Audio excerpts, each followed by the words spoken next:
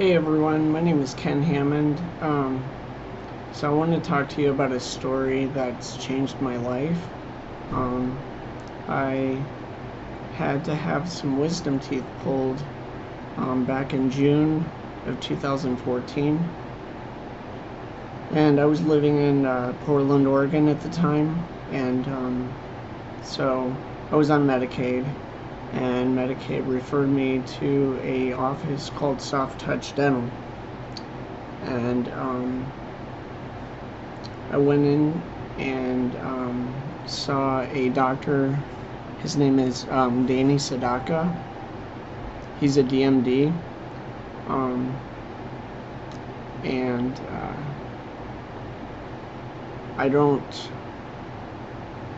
remember much.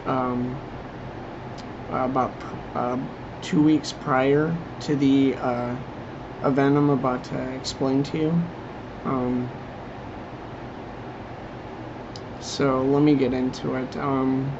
The incident happened again June 19th, 2014. I'm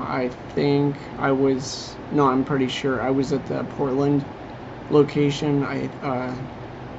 Dr. Sadakah has, I think, 6 locations under the name Soft Touch Dental.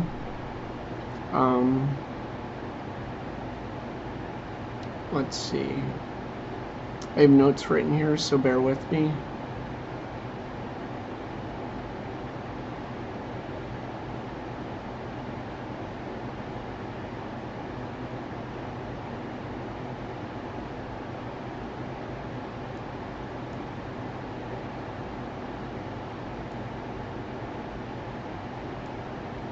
A lot of the information that I have was from a lawsuit, and it's from medical records, so I'm just basing my information off of those records and not memory, as I don't really remember too much about everything that happened. So my ex-girlfriend's dad had taken me into the office on June 19th to have wisdom teeth pulled, and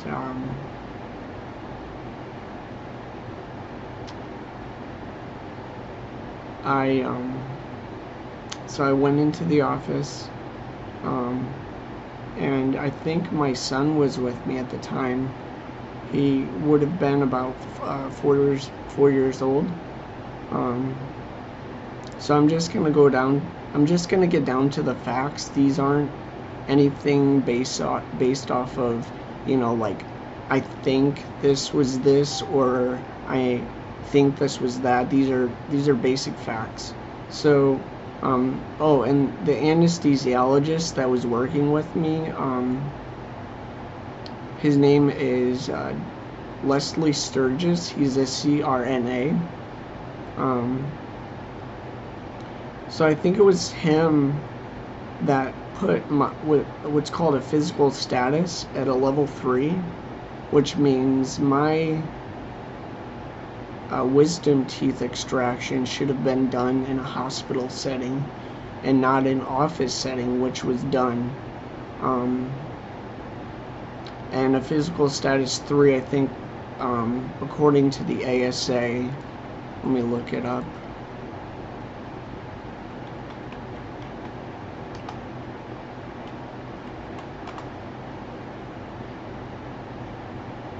So a physical status, according to the ASA, it says a patient with severe systemic disease, and according to the ASA, which is guidelines that he would have or should have been going by, it says that a prior doctor's authorization would have been required, and I think it would just be based off of, like, maybe cardiac clearance if you had heart problems, or like medical clearance based off of if you were on medication, or like maybe doing a physical, like a full physical and full blood work, so that way you can get the clearance to have the dental work done in a hospital setting, not a office setting. So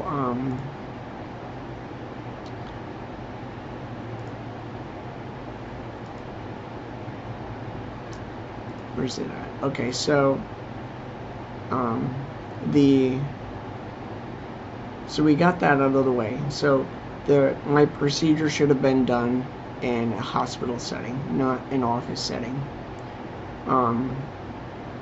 The dentist never obtained any of my medical history before extracting my wisdom teeth. Even though he took into consideration I have severe scoliosis, I had sleep apnea, and I have something called pectus carinatum, which is I'm pigeon chested from a growth spurt, so my sternum points outward instead of like normal. The dentist never took any pre-operative notes. The anesthesiologist had no monitoring equipment when I went under anesthesia, so he never had a what's called a end tidal CO2 monitor. It's basically how much oxygen is in my blood. The anesthesiologist never took my vitals before going under. During the lawsuit in deposition, the anesthesiologist lied under oath, which is considered perjury. He said he had an end tidal of CO2, but couldn't provide a make, model, tax information, or even using one on previous patients. Keep in mind, Dr. Sadakah had hired Leslie Sturgis. Leslie Sturgis, which is the anesthesiologist, doesn't work for Soft Touch Dental. He, he's considered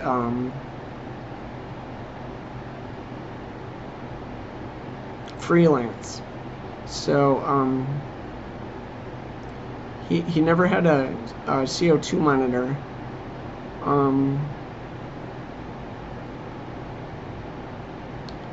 It took, okay, so when I was under, I think it was for like maybe 30 minutes or so, when they realized I was in distress, it took them 47 minutes to call 911. And the 47 minutes, I mean, that's a long time.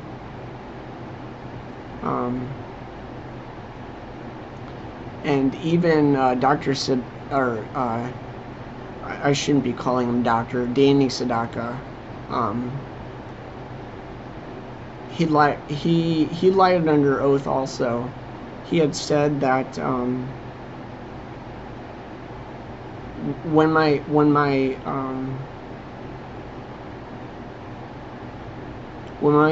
attorney asked him who called 911, Danny Sadakah came up with 3 different answers. First, it was the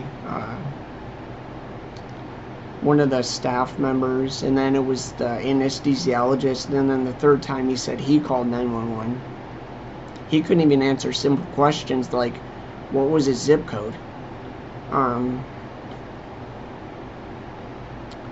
I had no blood pressure at the time of that the paramedics had arrived at the office. Let's see what else.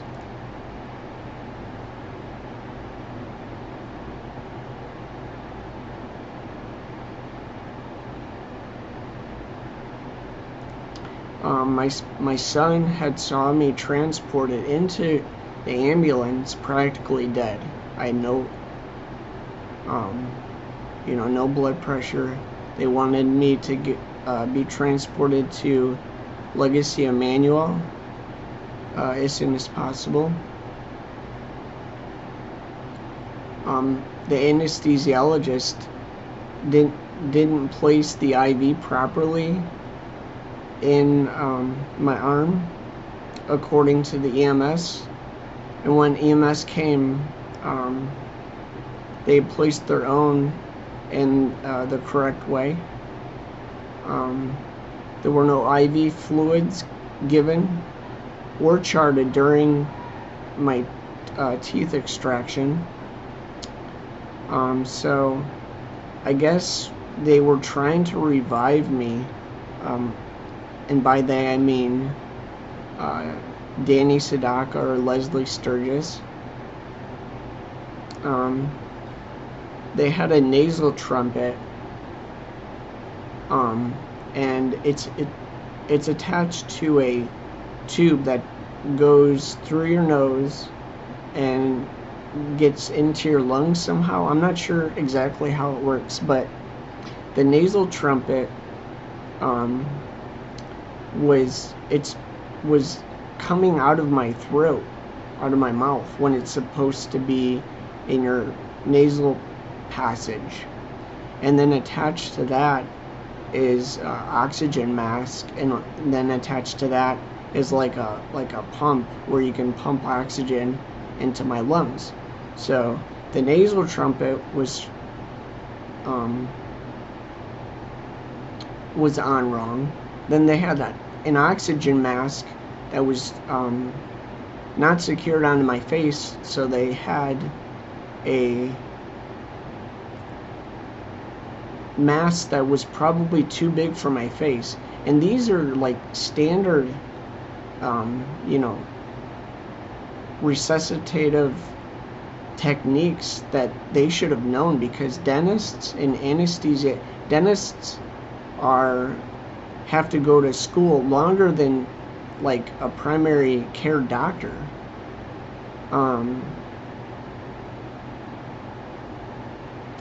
So when they were trying to pump oxygen into my lungs, it was coming out of my mouth instead of going into my lungs. And another thing is that the office wasn't equipped with proper resuscitative gear. The dentist said he was not required to be able to resuscitate someone, as it is out of his scope, and he had said that during deposition. I don't understand how it's out of his scope when he got taught that during medical school. According to the experts that were on my case, the Portland Fire Department record gives us even more insight. According to experts, I'm going to quote this on them. I'm going to quote this. The PFD gives us even more insight into how ill-prepared Mr. Sturgis was to taking proper care of Mr. Hammond. It was into question Mr. Sturgis' ability to deal with common everyday problems that arise in anesthesia practice. His lack of preparation for the most common of anesthesia complications, respiratory arrest, is alarming and, in my opinion, grossly negligent. That is from Limelight Group, LLC. Mr. Sturgis, which is the anesthesiologist, gave me quote-unquote standard doses of the anesthesia drug and didn't take my weight or height into consideration. So when we looked at the records, which were handwritten, by the way, I don't think anyone does, anyone charts by hand in 2014, let alone today in 2017. It should have been done digitally, so that way you can't go back and rewrite it, because I think, this isn't a fact, I think that he may have given me too much medicine. So my attorney, George Curtis, I don't think was capable of handling a case this big. And it should have been, easy to, it should have been an easy case. So, we went into deposition with just the anesthesiologist, not the dentist. And we had like a $2.66 million case, and then my attorney wanted me to settle for $25,000, and I said no. It wasn't about the money, it was about the principle, and I wanted to go to court. So my attorney didn't want to go to court, so we were stuck there. And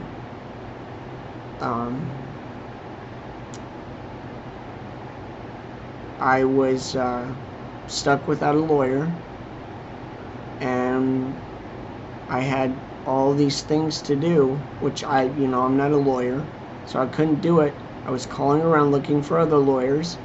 This is 3 months before going to court, because there was a court date, and so then my case just got thrown out. And these medical professionals get away with this stuff every day. So now I'm looking for, I've contacted the different Oregon news stations to see if they're interested in my story, and none of them have. I have one person that I'm in contact, or sort of contact with, but I don't think anyone's interested in my story. So that's why I'm here on YouTube telling everyone about my story. And when you go on Yelp and Google reviews, look at all the reviews. I mean, they're all negative, like really bad. Like, Danny Sadakah is a monster. He doesn't care for my daughter. I mean, just I'll post the reviews in with the video.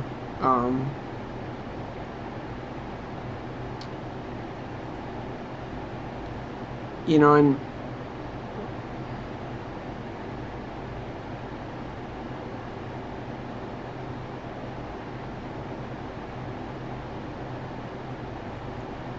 let's see what else there is.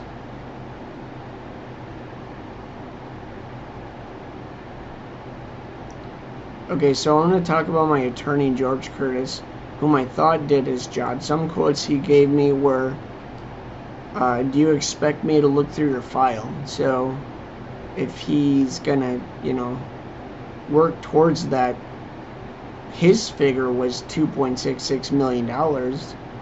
Yeah, you would look through my file. And that's why they pay me the big bucks. Though knowingly he pays experts and staff to do his job. Shame on you, Mr. Curtis. So during some, depositions and this and that, my attorney is just sitting back on his broken phone. The screen is cracked, doing I don't know what. He wasn't paying attention.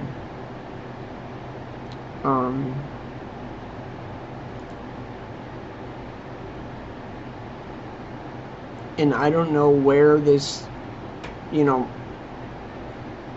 these back alley dentists like Dr. Sadakah, that's funny, and anesthesiologist Leslie Sturgis are continuing to practice, and I'm lucky to be alive because I had a cardiac arrest and I was in the ICU for 8 days and I was in a coma for 3 days. And I don't remember 2 weeks prior to the incident, or even 5 or 6 months after the incident, and it's really hard for me to in front of my camera to tell the story. It took me 3 months to get the information together to sit in front of the camera and tell you my story. So I just hope my video gets out there and people can see the truth, and that some sort of justice gets served. I filed with the Oregon Dental Board, and I filed with the Anesthesiologist Board, because they shouldn't be performing. They should have their license revoked permanently. But anyways, thank you for watching my video, and if anyone else had problems with the doctor or any of the doctors, I will post links in my with my video on how to report them, and I hope you enjoyed my video. Thanks for watching. Bye.